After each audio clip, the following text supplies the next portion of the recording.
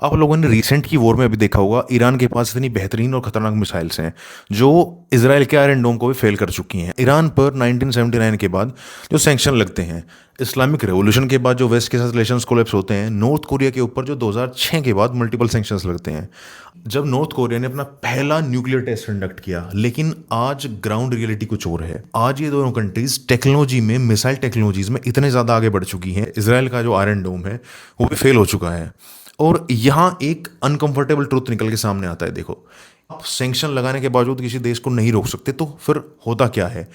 ये दोनों देश रुकते कैसे हैं, या क्यों नहीं रोक पाया अमेरिकन लोगों को? थोड़ा पीछे चलते हैं इसके लिए। 1980s के दौरान ईरान एंड इराक वॉर चल रहा था दोस्तों। और उस वॉर के अंदर एक वॉर होती है, उस वॉर का नाम था war of the cities.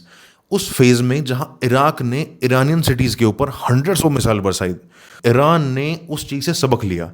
Civilian casualties इतनी ज्यादा हाई थी, इतनी ज्यादा हाई थी कि ईरान प्रिपेयर्ड ही नहीं था इतनी सिविलियन कैजुअलिटी के लिए। ईरान पुराने सिस्टम्स पर डिपेंडेंट था एंड सैंक्शंस के बाद उसको स्पेयर पार्ट्स अपनी एयरफोर्स के लिए मिलने बंद हो चुके थे। और यहीं ईरान ने एक लेसन सीखा, अगर आप दूसरों पर डिपेंड करते हैं तो आप वल्नरेबल हैं।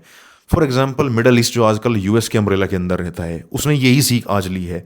यहीं से एक डिसीजन लिया गया, हम अपनी मिसाइल्स कैपेबिलिटी खुद डेवलप करेंगे। 1980s के एंड तक होता क्या है, ईरान ने स्कड टाइप मिसाइल एक्वायर किए, फिर रिवर्स इंजीनियरिंग शुरू की लीबिया एंड नॉर्थ कोरिया के पास से।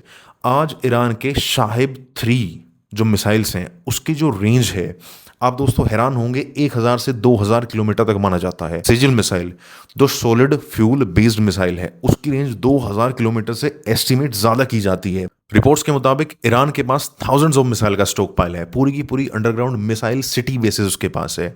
इस चीज को जानकर अमेरिका और इजराइल की इंटेलिजेंस हैरान रह गई।